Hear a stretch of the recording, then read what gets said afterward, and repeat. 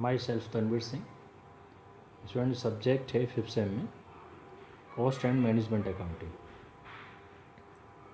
इसका code BBN 504। Unit first topic दिया हुआ है कॉस्ट अकाउंटिंग क्या है, कहाँ इसका यूज है। देखिए, every businessman or manufacturer usually adopt one or the other system of the accounting to know the financial position of his business. This task is performed mainly by preparing financial accounts under the double entry system.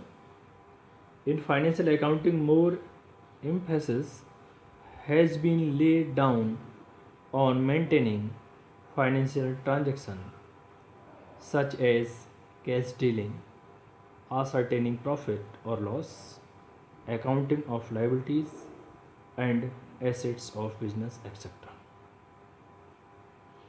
It can be properly measured by the ascertaining and analyzing the cost. In the present age of modern complex condition and sharp competition, a manufacturer or a producer can survive only when he continuously making effort to control and reduce the cost by making improvement in product or goods. Student, आज सबसे पहले जो discuss कर रहे हैं इसका cost accounting का overview, इसके बारे में।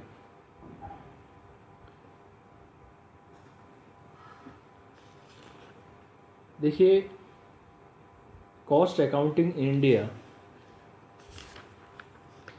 यानी कि भारत में लागत लेखांकन, कोई भी मैन्युफैक्चरर है या कोई भी प्रोड्यूसर है, वो जब किसी भी प्रोडक्ट की मैन्युफैक्चरिंग करता है तो ये जानना उसे ज़रूरी है कि इस प्रोडक्ट की कॉस्ट कितनी आ रही है, यानी उसकी लागत। उसके बाद ही उसका सेलिंग प्राइस डिसाइड करते हैं। देखिए, cost accounting in India Bharat के लागत लेखांकन जो उसको ओरिजिनल डेवलपमेंट किया गया 1944 से ये प्रारंभ हुआ, जब गारंटी द्वारा सीमित कंपनी के रूप में Indian institute of cost and workers accountants को इस्टेब्लिश किया गया। इसका जो हेड ऑफिस था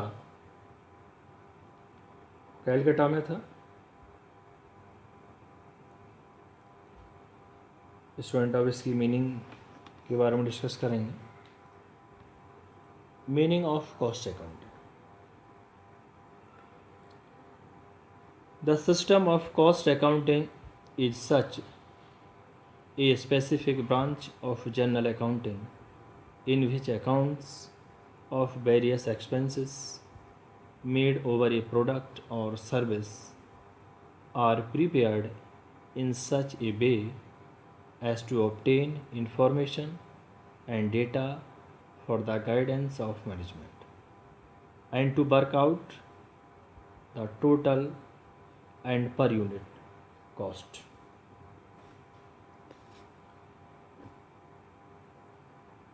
स्टूडेंट, जो एक तरीके से कॉस्ट अकाउंटिंग है,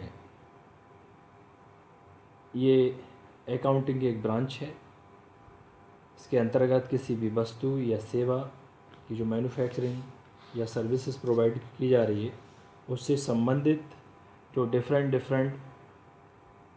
एक्सपेंसेसों का लेखा जोखा किया जाता है, ताकि जो मैन्युफैक्चरिंग किए जाने वाली वस्तु एंड सर्विसेज कि हम प्रति यूनिट के हिसाब से उसकी कॉस्ट को फाइंड आउट कर सकें और उसको कंट्रोल कर सकें।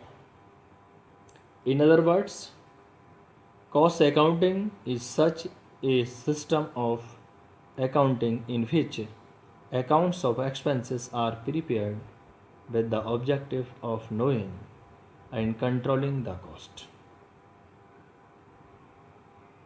यदि दूसरे उसमें कहें तो एक्सपेंसेस जितने भी हैं उनको एक तरीके से नियंत्रण करना, कंट्रोल करना। फिर नेक्स्ट डिस्कस करेंगे डेफिनेशन ऑफ कॉस्ट अकाउंटिंग। देखिए डेफिनेशन दी है ICMA London according to cost accounting is the technique and process of ascertaining cost.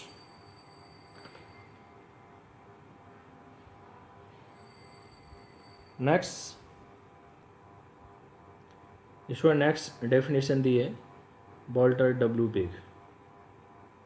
Cost accounting is the provision of such analysis and classification of expenditure as will enable the total cost of any particular unit of production to be ascertained with a reasonable degree of accuracy, and at the same time to disclose exactly how such total cost is constituted. एक तरीके से जो भी cost accounting में जितने भी expenses हैं उनका एक तरीके से विश्लेषण करना, क्लासिफिकेशन करना, जिससे सही तरीके से जो पर यूनिट कॉस्ट को फाइंड आउट कर सकें। स्टूडेंट, कॉस्ट अकाउंटिंग का जो मेन मोटो है वो प्रोडक्शन से रिगार्डिंग है, जहाँ किसी भी चीज़ का सर्विस प्रोवाइड की जा रही हो या प्रोडक्शन किया जा रहा हो। क्योंकि मेनली जो बेसिक इसका यूज है वो किसी भी प्रोडक्ट की कॉस्ट को फाइंड आउट करना। यदि प्रोडक्ट के हिसाब से कॉस्ट ज़्यादा आ रही है तो उसकी कॉस्ट को, जो एक्सपेंसेस हैं उनको कंट्रोल करना using by various techniques and method. Student, next इसमें टॉपिक आता है nature and characteristics of cost accounting. देखिए, number 1, cost accounting is a branch of accounting. क्योंकि कॉस्ट अकाउंटिंग जो है एक अकाउंटिंग की ब्रांच है।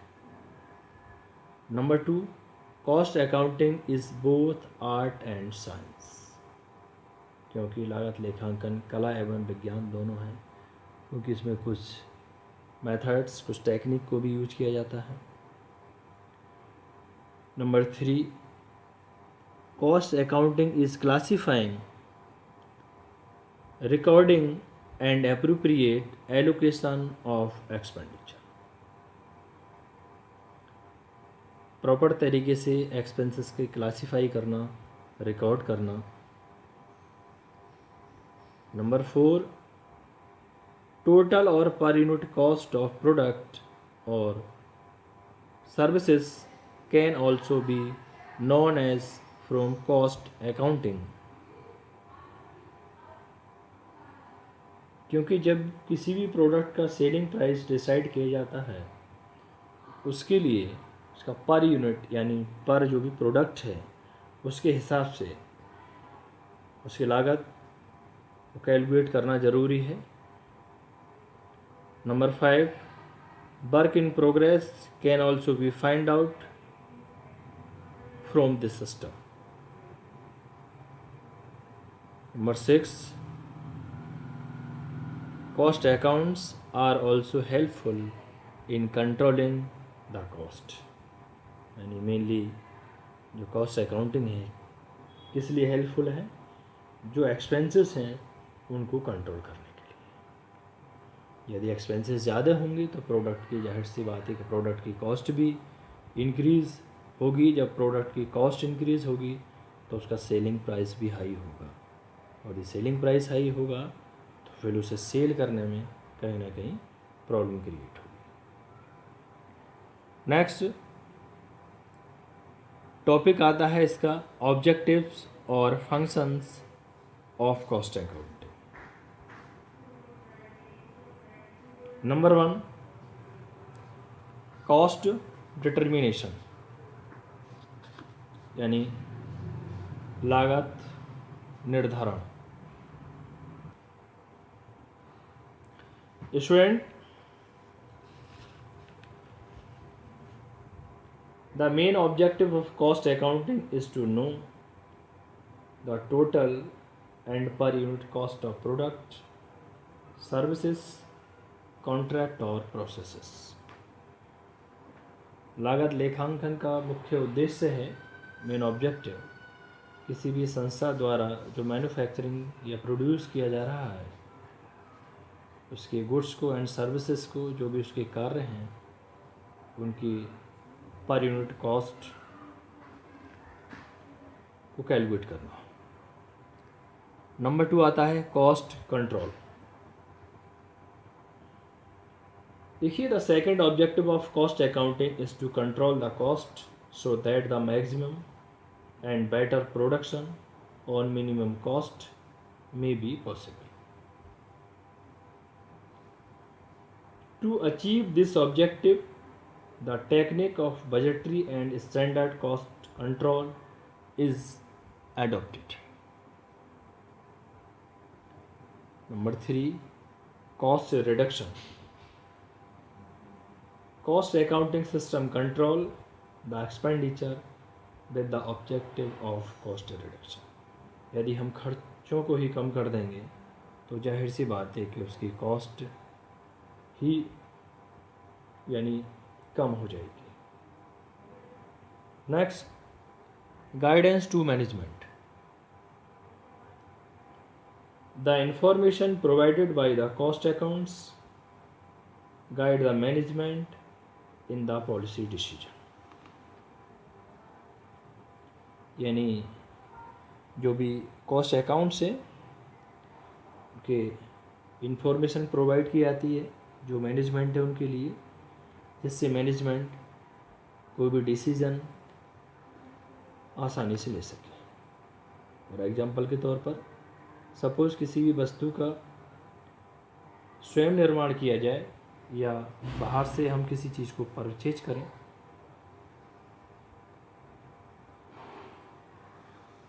Next, determination of selling price. One of the objective of cost accounting is to fix the reasonable sale price so that competition may be faced and profit may be earned. Last है compliance to statutory requirements. Under section 209 subsection 1 clause D of the Companies Act 1956, the General Government has made it compulsory for 47 industries to maintain cost accounts. Thank you, student.